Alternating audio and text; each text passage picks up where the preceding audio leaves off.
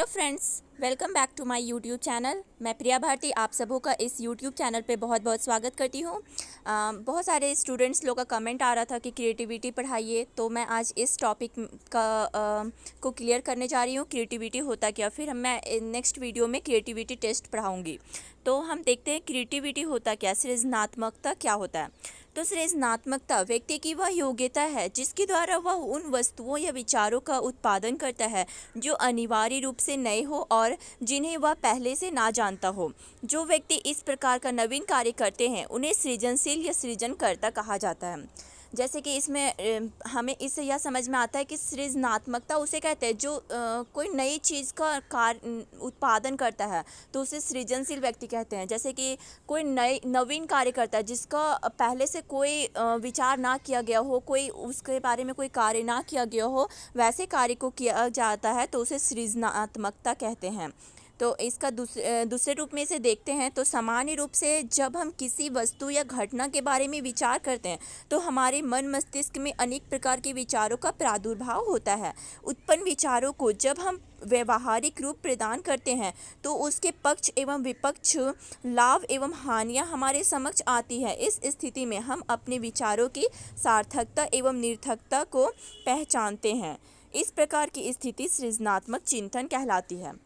जैसे कि हम इसे एक उदाहरण से समझ सकते हैं कि जैसे कि हम बहुत सारे लोग एक जगह बैठे हुए हैं और उन सभी में एक टॉपिक पे डिस्कशन चल रहा है, तो सभी के माइंड में अपने अपने आइडियाज़ आते हैं, मतलब सभी के माइंड में अलग अलग आइडियाज़ आते हैं। तो वही जो सोचने की शक्ति होती है उसी से कुछ नए आइडियाज़ किसी के माइंड में आते हैं, तो उसी से कुछ नए आविष्कार होता है, तो इसे सृजनात्मक चिंतन कहते हैं।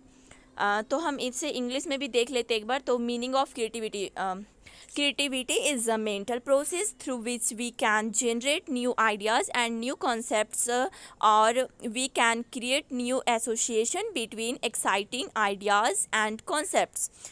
Creativity is the ability of a person to create, perform or think of something in a way that has not been done before. Thomas S. T. Clare, creativity is something within that involves thinking in depth with different and analytical ideas. जैसा कि हमने समझाया था कि कुछ नए विचार को लाना, जो पहले से वो विचार ना आया हो, तो उसे क्रिएटिविटी कहते हैं, उसे सृजनात्मकता कहते हैं। और ऐसे व्यक्ति को जो नए विचार सोचते हैं, ऐसे व्यक्ति को सृजनशील व्यक्ति कहते हैं। तो सृजनात्मकता की परिभाषा हम देख लेते हैं। बहुत सारे वैज्ञानिकों ने सृजनात्मकता के अपने अपने परिभाषाएं दिए हैं। तो डेफिनेशन ऑफ क्रिएटिविटी, तो पहला हम देखते हैं अस्टेनगर एवं कावोस्की के अनुसार। तो किसी नई वस्तु का पूर्ण या आंशिक उत्पादन सृजनात्मकता कहलाता है। मतलब किसी वस्तु का नया उत्पादन ही सृजनात्मकता कहलाता है, मतलब उसका नया रूप आ जाना, उसे ही क्रिएटिविटी कहते हैं। तो ऐसा अस्टेनगर का परिभाषा है। तो हम दूसरा परिभाषा देखते हैं ड्रौगेहल के अनुसार। ड्रौगेहल के अनुसार वो कहते हैं सृजनात्मकता व्यक्ति की वह योग्यता है जिसके द्वारा वह उन वस्तुओं के विचारों का उत्पादन करता है और जो अनिवार्य रूप से नए हो और जिन्हें वह पहले से ना जानता हो। मतलब ड्रौगेहल का कहना है कि सृजनात्मकता व्यक्ति की वह योग्यता है, क्रिएटिविटी किसी व्यक्ति का वह एबिलिटी है, वह कैपेसिटी है जिसके द्वारा वह उन वस्तुओं के विचारों का उत्पादन करता है और जो अनिवार्य रूप से नए हो, जो मतलब कि बिल्कुल नया हो, वैसे विचारों का उत्पादन करता है, वही उसे सृजनात्मकता कहते हैं और उसे सृजनशील व्यक्ति कहते हैं। स्किनर के अनुसार देखते हैं तो सृजनात्मकता चिंतन वह है जो नए क्षेत्र की खोज करता है, नए परीक्षण करता है, नई भविष्यवाणियाँ करता है और नए निष्कर्ष निकालता है। तो स्किनर के अनुसार इसमें पूरा क्लियर है कि सृजनात्मक चिंतन वह है जो नए क्षेत्र की खोज करता है, जो मतलब नए क्षेत्र की खोज करता है जो पहले से ना खोजा गया हो, नए परीक्षण करता है, नए मतलब नई भविष्यवाणियाँ करता है, नए एक्सपेरिमेंट करता है, नए निष्कर्ष निकालता है, नया कंक्लूजन निकालता है। तो इसे ही सृजनात्मकता कहते हैं, इसे सृजनशील व्यक्ति कहते हैं। अब गिलफोर्ड के अनुसार हम देखते हैं तो सृजनात्मकता बालकों में प्रायः सामान्य गुण होते हैं। उनमें न केवल मौलिकता का गुण होता है वरन उनमें लचीलापन, प्रवाहमयता, प्रेरण एवं सन्मयता की योग्यता भी पाई जाती है। मतलब कि जो व्यक्ति सृजनशील होता है उनमें बहुत अलग प्रकार के एक गुण पाए जाते हैं, वे बहुत उनमें बहुत एक मान लेते हैं तो विशेष गुण पाए जाते हैं। जो सृजनशील व्यक्ति होता है उनमें बहुत विशेष गुण पाए जाते हैं और वो अपने विचारों से नए उत्पादन करता है। अब हम स्टैन के अनुसार देखते हैं तो सृजनात्मकता वह कार्य है जिसका परिणाम नवीन हो। मतलब सृजनात्मकता ऐसा काम है जिसका परिणाम, जिसका कंक्लूजन नया हो, नवीन हो और किसी समय किसी समूह द्वारा उपयोगी एवं संतोषजनक रूप से स्वीकार किया जाए। और ऐसा नहीं कि कोई नई चीज़ का आविष्कार किया तो उसका कोई यूज़ ही नहीं है, वो कोई काम का ही नहीं, ऐसा नहीं। अगर कोई नई चीज़ का आविष्कार कर रहा है, कोई सृजनशील व्यक्ति कोई नई चीज़ का आविष्कार कर रहा है, तो वो ऐसा होना चाहिए जो किसी समूह में वो काम आ सके, जो उसे एक्सेप्ट करने लायक हो, तो उसे ही सृजनात्मकता कह सकते हैं। तो बैरन के अनुसार हम देखते हैं तो सृजनात्मक बालक पहले से विद्यमान वस्तुओं एवं तथ्यों को संयुक्त कर नवीन रचना करता है। मतलब कि जो सृजनात्मक बालक होते हैं वो पहले से जो इकट्ठे वस्तु है उन्हीं से वो नए वस्तु का उत्पादन कर लेता है।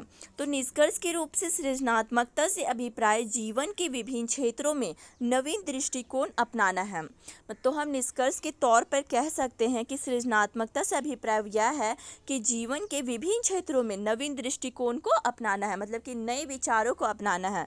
इस प्रकार सृजनशील व्यक्ति सदा नए दृष्टिकोण, विचार और व्यवहार अपनाने के लिए सदा तत्पर रहता है। तो इस प्रकार हम कह सकते हैं कि जो सृजनशील व्यक्ति रहता है वो मतलब नए विचारों को हमेशा एक्सेप्ट करता है, नए दृष्टिकोण, नए विचार, नए व्यवहार अपनाने के लिए वो हमेशा तैयार रहता है, हमेशा तत्पर रहता है, जिससे वह समस्या के नवीन समाधान खोजने में सफल रहता है, जिससे वो किसी भी समस्या का नए तरीके से समाधान खोज पाता है। तो क्रो के अनुसार भी हम देख लेते हैं तो सृजनात्मकता मौलिक परिणामों को अभिव्यक्त करने का मानसिक प्रक्रिया है। मतलब सृजनात्मकता मौलिक परिणामों को अभिव्यक्त करने का मानसिक प्रक्रिया है, ऐसा क्रो का कहना है। अब देखते हैं सृजनात्मक चिंतन की परिभाषाएं। तो हमने अभी तक देखा कि सृजनात्मकता की क्या परिभाषाएं हैं, उनका कॉन्सेप्ट क्लियर हुआ।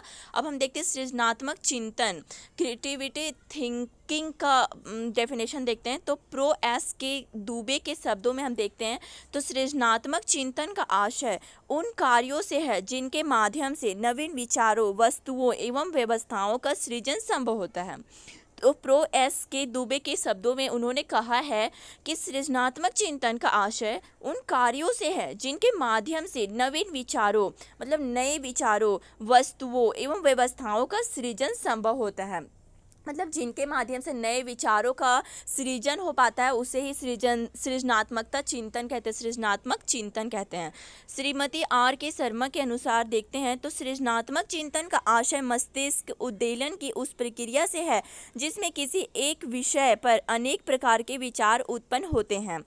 जैसे कि श्रीमती आर के शर्मा के अनुसार कहते हैं कि सृजनात्मक चिंतन का आशय मस्तिष्क उद्दीलन की, मतलब हमारे दिमाग की प्रक्रिया की उस क्षेत्र से है जहाँ अनेक प्रकार के विचार उत्पन्न होते हैं, जहाँ अनेक प्रकार के आइडियाज़ आते हैं। उन विचारों के आधार पर नवीन एवं उपयोगी वस्तुओं एवं विचारों का सृजन होता है। उपरोक्त विवेचन से यह स्पष्ट होता है कि सृजनात्मक चिंतन का आधार नवीन विचारों एवं उपयोगी वस्तुओं का सृजन करना है। इस प्रकार सृजनात्मक चिंतन मानसिक प्रक्रिया के साथ साथ कौशलात्मक प्रक्रिया से भी संबंधित होता है।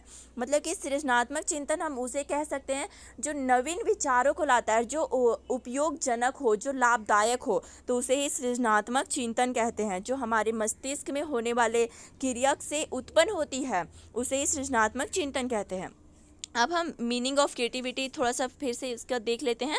तो सृजनशीलता शब्द अंग्रेजी के क्रिएटिविटी का रूपांतरण है, हिंदी रूपांतरण है जो करे KERE से निर्मित है। इसका अर्थ है अस्तित्व में आना अथवा उगना। मतलब कि जो सृजनशीलता है वो क्रिएटिविटी का शब्द का हिंदी रूपांतरण है। मतलब सृजनशीलता क्रिएटिविटी से लिया गया है, इसका हिंदी रूपांतरण है जो करे से निर्मित हुआ है। क्रिएटिविटी शब्द करे KERE से निर्मित हुआ है जिसका अर्थ अस्तित्व में आना अथवा उगना होता है। मतलब कि अस्तित्व में आना, किसी वस्तु के बारे में हम सोचते हैं और उसके उससे एक नया विचार आता है तो उसे अस्तित्व में लाना ही सृजनात्मकता या सृजनशीलता कहलाता है। वेबस्टर शब्दकोश के अनुसार क्रिएट एक प्रक्रिया के रूप में बनाना, अस्तित्व में लाना अथवा मौलिक रूप से उत्पन्न होना अथवा अर्थ में आता है। और क्रिएटिव शब्द का अर्थ योग्यता, शक्ति और कल्पना आदि होता है। इस तरह क्रिएटिविटी शब्द का अर्थ निर्माण करने की योग्यता से है। तो हमें उम्मीद है कि ये आपको समझ में आ गया होगा। तो सृजनात्मकता की विशेषताएं देख लेते हैं, फीचर्स ऑफ क्रिएटिविटी।